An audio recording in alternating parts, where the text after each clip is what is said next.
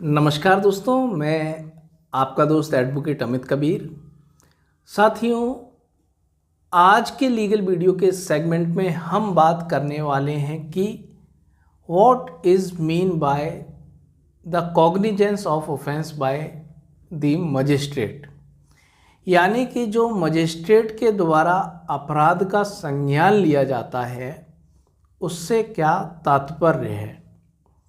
तो दोस्तों, बहुत ही ज़्यादा महत्वपूर्ण अहम ये लीगल टॉपिक है। आप यदि कोर्ट में प्रैक्टिस करते हैं तो ये जानना मस्ट है कि इसका मतलब क्या होता है, कॉग्निजेंस ऑफ ऑफेंस का मतलब क्या होता है। तभी आप समझ पाएंगे किस तरीके से आगे एविडेंस होगी, ट्रायल होगा। तो प्री कॉग्निजेंस स्टेज क्या होती है, पोस्ट कॉग्निजेंस स्टेज क्या होती है, ये सब आपको पता होना चाहिए। तो दोस्तों, बहुत ही महत्वपूर्ण ये वीडियो है और उन लोगों के लिए भी ख़ास तौर पे जो जुडिशरी एग्ज़ाम की तैयारी कर रहे हैं या लॉ के स्टूडेंट्स हैं, अभी लॉ में एडमिशन लिया, उनके लिए भी बहुत महत्वपूर्ण टॉपिक है। ये वो पहले ही समझ जाएं तो बहुत आसानी होगी आगे उन्हें परस्यू करने में। तो दोस्तों, हम शुरू करते हैं। सबसे पहले हम समझ लेते हैं कि जो संज्ञान शब्द है यानी कॉग्निजेंस वर्ड है, उसका लिटरेरी मीन क्या होता है, यानी कि साधारण जो लेमैन है वो इससे क्या समझता है, या डिक्शनरी में जो मतलब दिया होता है वो इसका क्या होता है। तो कॉग्निजेंस का मतलब होता है टू टेक नोटिस, यानी कि अपने ज्ञान में लाना या किसी और के ज्ञान में लाना, या टू अवेयर ऑफ समथिंग, किसी चीज़ के प्रति सचेत होना, किसी चीज़ को ध्यानपूर्वक देखना, सचेत भरी नज़रों से देखना, ये कह सकते हैं। या फिर इसका मतलब होता है टू कंसीडर समथिंग, यानी किसी जो फाइल हमारे किसी के सामने आई, कोई फिल्म देख रहा है तो उस चीज़ को बहुत ही ध्यान से देखना, कंसीडर करना, उस पर विचार करना, ये इसका लिटरली मीनिंग होता है जो आम जनता समझती है। लेकिन हम बात करने वाले हैं इसके विधिक मतलब की। विधिक मतलब बहुत इन्हीं से जुड़ा हुआ है पर अलग होता है। उसके लिए लॉ की जानकारी होनी चाहिए, तभी इसको समझ सकता है व्यक्ति कि what is mean by cognizance. तो दोस्तों, समझ लेते हैं कि अपराध का संज्ञान जो मजिस्ट्रेट के द्वारा लिया जाता है उसका मतलब क्या होता है। लेकिन उससे पहले एक चीज़ मैं आपको बता दूं कि जो अपराध का संज्ञान है वो केवल मजिस्ट्रेट के द्वारा तो लिया ही जाता है, लेकिन अब लॉ के द्वारा जो स्पेशल कोर्ट्स हैं, जैसे कि पॉक्सो कोर्ट हो गई, SC/ST कोर्ट्स हो गई, जो भी स्पेशल कोर्ट्स बनाई गई जो इनमें अपराध का ट्रायल चलता है, तो उनमें वो यहाँ पर डायरेक्टली अपराध का संज्ञान ले सकते थे। लेकिन पहले ऐसा नहीं था, पहले केवल मजिस्ट्रेट ही अपराध का संज्ञान ले सकते थे। लेकिन अब स्पेशल कोर्ट्स को भी संज्ञान लेने की पावर दे दी गई है, क्योंकि डायरेक्ट मामला वहाँ जाता है, रिमांड भी डायरेक्ट वहीं पेश होती है। तो इस तरीके से अब स्पेशल कोर्ट्सों को भी संज्ञान लेने की पावर दे दी गई है। तो दोस्तों, एक महत्वपूर्ण बात है जो कि रह गई, बहुत ही इम्पोर्टेंट है नोट करने के लिए, कि सेक्शन 199 सबसेक्शन 2 CRPC के अंतर्गत यहाँ पर सिचुएशन बताई गई है। उस सिचुएशन में यहाँ पर कोर्ट ऑफ सेशन, यहाँ पर सेशन जज अपराध का यहाँ पर डायरेक्टली संज्ञान लेगा। ये बहुत ही ज़्यादा महत्वपूर्ण बात है दोस्तों, कह सकते हैं एक्सेप्शनल सिचुएशन बताई गई है इसमें, जब सेशन जज यहाँ पर डायरेक्टली यहाँ पर अपराध का संज्ञान लेगा। तो दोस्तों, अब हम वापस लौटते हैं जो हम बात कर रहे थे कि what is mean by cognizance of offence by the magistrate. तो दोस्तों, इसका मतलब ये होता है कि जब मजिस्ट्रेट के सामने कोई कंप्लेंट फाइल की जाती है या उसके सामने यहाँ पर पुलिस रिपोर्ट आती है, पुलिस इन्वेस्टिगेशन करके अपनी पुलिस रिपोर्ट यहाँ पर पेश करती है, जो कि चार्जशीट के फॉर्म में होती है या FR होती है। ठीक है, आप ये नहीं समझते हैं कि चार्जशीट और FR क्या होती है तो हमारे पुराने वीडियो देख सकते हैं। तो दोस्तों, जब मजिस्ट्रेट के समक्ष या स्पेशल कोर्ट के समक्ष यहाँ पर कोई कंप्लेंट फाइल की जाती है या पुलिस रिपोर्ट यहाँ पर आती है या उसे स्यू मोटो कोई जानकारी होती है, वो न्यूज़ देख रहा होता है उसे, या अपने आसपास के क्षेत्र में जा रहा होता है, तो उसे मालूम पड़ता है कि इस तरीके से दंगा हो गया, कोई अपराध हो गया है। तो ऐसी स्थिति में या कोई थर्ड पर्सन कोई इसे जानकारी देता है, कोई मजिस्ट्रेट को लेटर लिखता है कि इस तरीके की घटना हुई है, मर्डर हो गया है, तो जब इस तरह की सूचनाएं उसे प्राप्त होती हैं, चाहे कंप्लेंट के माध्यम से हो, चाहे पुलिस रिपोर्ट के माध्यम से हो, या सुयो मोटो हो, या थर्ड पर्सन के द्वारा जानकारी कराई गई हो, तो वो उस जानकारी पे अपना जुडिशियल माइंड का अप्लाई करता है, उसे ठीक से देखता है, जुडिशियल माइंड का अप्लाई करता है, मतलब कानून की दृष्टि में देखता है उसे, जो उसकी कानूनी जानकारी है वो अप्लाई करता है, देखता है कि आगे अपराध के संबंध में कार्रवाई बनती है या नहीं, आगे इसका ट्रायल होना चाहिए या नहीं। और उसे ये लगता है कि जब वो सेटिस्फाई हो जाता है कि यहाँ पर अपराध तो हुआ है, ये दिखाई दे रहा है, जो भी हमारे सामने जो फैक्ट्स आए हैं, एविडेंस आए हैं, उसके ये स्पष्ट हो रहा है कि ये अपराध हुआ है, मजिस्ट्रेट ये समझता है, तो वो यहाँ पर ऑर्डर करता है कि मैंने संज्ञान ले लिया है। मजिस्ट्रेट यहाँ पर प्रोसेस निकालता है, अभियुक्त को समन निकालता है, तो ये मतलब होता है कि उसने अपराध का संज्ञान ले लिया। मतलब कि मजिस्ट्रेट को जब ये लग जाता है कि यहाँ पर अपराध तो हुआ है, जुडिशियल माइंड का अप्लाई करने के बाद उसे लगता है कि अपराध हुआ है, तो यही होता है अपराध का संज्ञान। तो दोस्तों हाँ, ये तो हमने समझ ली जो कोर्ट्स के जरिए, हाई कोर्ट, सुप्रीम कोर्ट्स के द्वारा जो डेफिनेशंस बताई गई, समझाया गया। तो दोस्तों कई जजमेंट्स के द्वारा इसको क्लियर किया गया कि ये अपराध का संज्ञान आखिर होता क्या है, लेकिन दोस्तों सीआरपीसी के अंतर्गत कहीं भी इसको डिफाइन नहीं किया गया है कि what is cognizance of the offence by magistrate. तो दोस्तों महत्वपूर्ण बात है कि सेक्शन 190 सीआरपीसी और 210 बीएनएसएस के अंतर्गत बताया गया है कि संज्ञान कैसे लिया जाता है, मजिस्ट्रेट कैसे संज्ञान लेगा वो बताया गया है, तो वो हम देख लेते हैं। तो उसमें ही ये बताया गया है कि पुलिस रिपोर्ट के आधार पर या कंप्लेंट के आधार पर या सुयो मोटो या किसी थर्ड पर्सन की जानकारी पे वो संज्ञान लेगा। तो एक एक को हम बारी बारी डिस्कस कर लेते हैं कि कंप्लेंट केस में किस तरीके से जानकारी, किस तरीके से जो मजिस्ट्रेट है वो संज्ञान लेता है, कब लेता है। तो दोस्तों कंप्लेंट केस में क्या होता है, कंप्लेनेंट होता है वो डायरेक्टली कोर्ट में पहुंचता है। डायरेक्टली कोर्ट में पहुंचने के उसके कई रीज़न हो सकते हैं। उसे पुलिस पे विश्वास नहीं है, पुलिस उसकी ठीक से सुनवाई नहीं कर रही है, तो डायरेक्ट वो कोर्ट में मजिस्ट्रेट के समक्ष पेश हो सकता है अपनी कंप्लेंट के माध्यम से। या उसे लगता है मेरे पास सफिशिएंट एविडेंस है, इन्वेस्टिगेशन की ज़रूरत नहीं है, क्यों टाइम बर्बाद किया जाए, तो डायरेक्ट कंप्लेंट केस फाइल कर देता है। तो इस तरीके के रीज़न रहते हैं। या उसे लगता है कि पुलिस तो दूसरी पार्टी से मिल गई है, ठीक है, और वो इस मामले में कुछ नहीं करेगी, तो वो कंप्लेंट केस फाइल कर सकता है। तो फेयर इन्वेस्टिगेशन को सुनिश्चित करने के लिए एक कॉन्सेप्ट बनाया गया कंप्लेंट केस का कि आपको पुलिस के पास जाने की कोई ज़रूरत नहीं है, आप जाना चाहें तो डायरेक्ट कोर्ट के समक्ष जा सकते हैं। तो दोस्तों वो यदि कोर्ट के समक्ष जाता है तो कोर्ट क्या करेगी, कोर्ट जो प्रोसीजर बताया गया है, क्योंकि सीआरपीसी के सेक्शन 200 में कंप्लेंट की बात की गई है और 223 बीएनएसएस में बात की गई है, तो वो उसका यहाँ पर ऑन ओथ यहाँ पर उसको एग्जामिन करेगी, ये सत्यता परखने की कोशिश करेगी, ये बोल रहा है क्या सही बोल रहा है, तो उसके यहाँ पर बयान को लिखेगी, उससे पूछेगी ऐसा ऐसा हुआ, तो इस तरीके से सवाल करेगी जिससे सत्यता निकाली जा सके, ठीक है, एग्जामिन करेगी। उसके बाद जो उसके विटनेस हैं, उसके 3 4 5 जो भी विटनेसेस हैं, तो उनमें से कुछ विटनेसेस का वो एग्जामिन कर सकती है या सभी का एग्जामिन कर सकती है। जब वो उनका एग्जामिन कर लेगी तब उसके बाद होती है संज्ञान बहस, कॉग्निजेंस आर्गूमेंट। ये किताब में नहीं लिखा है, कोर्ट का प्रोसीजर है, इसलिए मैं बता रहा हूँ।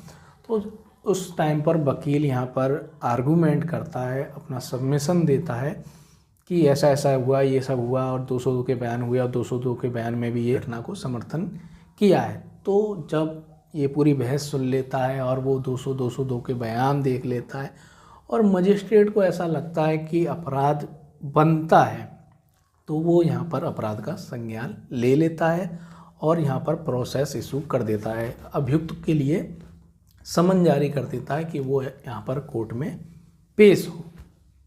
और यदि उसे ऐसा लगता है कि यहाँ पर कोई मामला नहीं बनता है तो वो उसको कंप्लेंट को डिसमिस कर सकता है या फिर उसको यहाँ पर रोक सकता है।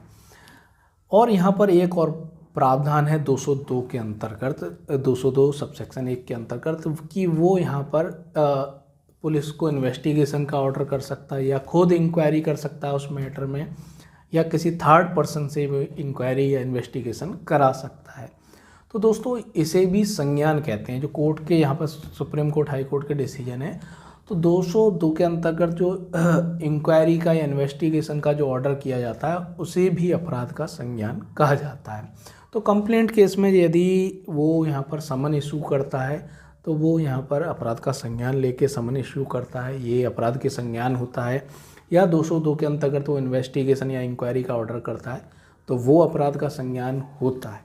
ये आपने समझ लिया कंप्लेंट केस में अपराध का संज्ञान कब होता है, कैसे होता है। अब बात करते हैं पुलिस रिपोर्ट के आधार पर, जो मोस्टली सबसे ज़्यादा केसेस चलते हैं पुलिस रिपोर्ट के आधार पर। तो दोस्तों जब FIR दर्ज होती है और पुलिस इन्वेस्टिगेशन अपनी पूरी कर लेती है, इन्वेस्टिगेशन किस लिए करती है, वो एविडेंस कलेक्ट करने के लिए, ये पता करने के लिए मामला सत्य है या नहीं, कि ऐसी व्यक्ति ने मर्डर किया है या किसी और ने किया है, तो ये टू कलेक्ट एविडेंस, ठीक है, इन्वेस्टिगेशन की जाती है। तो वो एविडेंस से इकट्ठा करती है, मिलता है नहीं मिलता है, वो इन्वेस्टिगेशन का पार्ट होता है। कोशिश करती है, वो जितनी भी कोशिश कर सकती है वो कर सकती है। सर्च करती है, सर्च वारंट की ज़रूरत होती है तो वो मजिस्ट्रेट के पास जाती है उसके ऑर्डर के लिए। तो जितनी भी वो पावर, बहुत ही ज़्यादा वाइड पावर दी गई हैं पुलिस इन्वेस्टिगेशन के संबंध में, वो सब का यूज़ करती है एविडेंस कलेक्ट करने के लिए। जब इन्वेस्टिगेशन पूरी हो जाती है तो उसे कोर्ट में रिपोर्ट पेश करनी पड़ती है, जिसे कहते हैं पुलिस रिपोर्ट। पुलिस रिपोर्ट होती है या तो चार्जशीट में या फिर FR में। यदि मामला बनता है, पुलिस उसमें लिखेगी अपनी रिपोर्ट में कि इन अभियुक्तों ने ये अपराध किया है, इनके अगेंस्ट ये कोर्ट में कार्रवाई होनी चाहिए, ट्रायल चलना चाहिए, ये चार्जशीट में वो लिखेगी। और यदि वो पुलिस रिपोर्ट पेश कर रही है, FR लगा के कर रही है, तो FR में मतलब है कि इन अभियुक्तों के खिलाफ ये ऐसा प्रतीत नहीं होता है कि इन्होंने अपराध किया है, या फिर वो कह सकती है ऐसा कोई अपराध हुआ ही नहीं है, मतलब मामला क्लोज। तो चार्जशीट या FR की फॉर्म में ये पुलिस रिपोर्ट यहाँ पर कोर्ट में पेश की जाती है। तो दोस्तों जब वो देखता है, जैसे कि उसके सामने कोई यहाँ पर चार्जशीट आई और वो देख रहा है कि चार्जशीट के संग जो मेडिकल लगाए गए, तमाम डॉक्यूमेंट्स लगाए गए, अपराध तो बन ही नहीं रहा है, इसने तो फालतू में पुलिस ने लिख दिया है कि यहाँ पर कार्रवाई करनी चाहिए इन अभियुक्तों के खिलाफ, ये इनका तो कोई रोल दिखाई नहीं दे रहा है, तो वो यहाँ पर प्रोसेस इशू नहीं करेगा, वो ये रोक सकता है, इसकी ये पावर है, क्योंकि मे शब्द का प्रयोग हुआ है सेक्शन 190 के अंतर्गत। और यदि फाइनल रिपोर्ट लगाएगी, ये मामला क्लोज कर दिया गया है और मजिस्ट्रेट को या जो स्पेशल कोर्ट है उसे ये लग रहा है कि ये मामला तो बन रहा है, मेडिकल है, हड्डी टूटी है और ये सब दिखाई दे रहा है कि ये वहाँ पर थे, इन्हीं ने किया है, तो सब चीज़ें प्रीमा फेसाई दिखाई दे रही हैं पुलिस रिपोर्ट को देख के, जिसमें कि FR लगाई गई है, तो वो यहाँ पर क्या कर सकता है, या तो फर्दर इन्वेस्टिगेशन 173(8) CRPC के अंतर्गत फर्दर इन्वेस्टिगेशन का ऑर्डर कर सकता है, या फिर उसे यहाँ पर कंप्लेंट, ऐसा पुलिस रिपोर्ट को ही कंप्लेंट ट्रीट करके यहाँ पर बुला सकता है, जो पीड़ित हैं उनके बयान ले सकता है, साक्षियों को बयान ले सकता है और उसे कंप्लेंट केस में खुद ही उस पर कार्रवाई करेगा।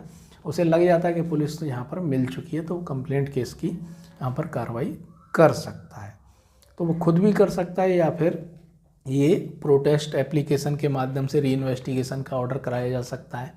क्योंकि कोर्ट में जब FR आती है तो पीड़ित पक्ष के पास यहाँ पर नोटिस जाता है, उसे एक मौका दिया जाता है और वो चाहता है कि दोबारा इन्वेस्टिगेशन कराई जाए, तो एप्लीकेशन लगा सकता है, आर्गूमेंट अपने एडवोकेट से कराएगा और कोर्ट को लगता है तो उसमें री इन्वेस्टिगेशन के ऑर्डर हो सकते हैं, और या फिर वो कंप्लेंट केस के माध्यम से भी उसमें जो पीड़ित है वो जा सकता है। तो ये होता है। तो यहाँ पर संज्ञान कब लिया उसने, जब उसे यहाँ पर लग गया उसने देखा कि FR लगाई है पुलिस ने और उसे लगा कि मामला तो बनता है और उसने फर्दर इन्वेस्टिगेशन का ऑर्डर कर दिया गया।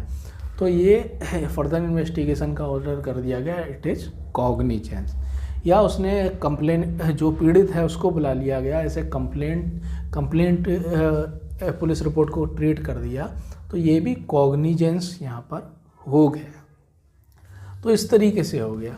और इसी तरीके से यहाँ पर वो सियो मोटो किसी अपराध का संज्ञान लेता है तो भी यही प्रक्रिया अपनाएगा, या थर्ड पर्सन की सूचना पे ये वो जानकारी लेता है और उसे पता चलता है कि कोई अपराध हुआ, तो भी जो कंप्लेंट केस में प्रक्रिया अपनाई जाती है वही वो प्रक्रिया अपनाएगा। दोस्तों थोड़ा बहुत अलग हो सकता है लेकिन वही प्रक्रिया अपनाएगा और 204 के अंतर्गत वो नोटिस जारी कर सकता है। तो दोस्तों ये होता है अपराध का संज्ञान। कुछ मामलों में जो बात समझ में आई कि एक क्वेश्चन अराइज हुआ कि 156(3) के अंतर्गत जब पुलिस एफआईआर नहीं करती है और जो 156(3) सीआरपीसी के अंतर्गत मजिस्ट्रेट के समझ जाता है पीड़ित व्यक्ति कि पुलिस मेरी एफआईआर दर्ज नहीं कर रही है, पुलिस को आदेशित किया जाए कि वो मेरी एफआईआर दर्ज करे, तो क्या वो जो आदेश दिया जाता है वो अपराध का संज्ञान होता है? तो दोस्तों हाई कोर्ट, सुप्रीम कोर्ट ने इसको डिनाई किया कि ये 156(3) के अंतर्गत जो इन्वेस्टिगेशन का आदेश होता है वो यहाँ पर अलग तरीके की इन्वेस्टिगेशन है, वो यहाँ पर शुरुआत है। ठीक है, यहाँ पर अभी कुछ एविडेंस कलेक्ट नहीं किए गए हैं, इसीलिए वो अपराध का संज्ञान नहीं है। ठीक है, और जो आगे जो फर्दर इन्वेस्टिगेशन का जो आदेश दिया गया चार्जशीट या एफआर लगने के बाद, तो दोस्तों वो होता है कॉग्निजेंस ऑफ द ऑफेंस। वहाँ पर क्या है, उसके सामने एविडेंस हैं, डॉक्यूमेंट्स हैं, तो जिनके आधार पे अपना जुडिशियल माइंड का अप्लाई कर सकता है। ये होता है कंप्लेंट केस में, आपने जाना ही 204 के अंतर्गत यहाँ पर इशू जब समन इशू किए जाते हैं तो उससे पहले उस स्टेज पे वो अपराध का संज्ञान लेता है। तो ये महत्वपूर्ण बात है जो आपने समझी। तो दोस्तों एक केस है इसमें RR Chari versus state of UP. इसमें बताया गया कि अपराध का संज्ञान क्या होता है। तो इसमें बताया गया taking cognizance does not involve any formal action और indeed action of any kind but occur as soon as magistrate such apply his mind to suspect commission of an offence. यानी कि संज्ञान लेना किसी औपचारिक कार्रवाई को व्यक्त नहीं करता। ये कोई औपचारिक कार्रवाई नहीं है, इसमें जुडिशियल माइंड का यूज़ किया जाता है, बल्कि यह तब होता है जब मजिस्ट्रेट अपराध के संदिग्ध होने पर अपना मस्तिष्क का उपयोग करता है। तो उसकी संदिग्धता देखने के लिए कि ये हुआ है या नहीं हुआ है, वो जब जुडिशियल माइंड का अप्लाई करता है तो वो संज्ञान ले रहा होता है और इसे लगता है कि यहाँ पर कार्रवाई आगे करनी चाहिए, आगे ट्रायल का सामना किसको करना चाहिए, अपराध के संबंध में ट्रायल होना चाहिए, तो ये उसने संज्ञान ले लिया। तो दोस्तों कैसा लगा आपको हमारा ये वीडियो, कमेंट बॉक्स में कमेंट करके ज़रूर बताएं। और आप पहली बार हमारे YouTube चैनल पर आ रहे हैं तो इसको सब्सक्राइब ज़रूर कर लें और अधिक से अधिक अपने दोस्तों, फैमिली मेम्बर्स के साथ शेयर करें, क्योंकि our purpose is to share legal awareness in society. Thank you very much.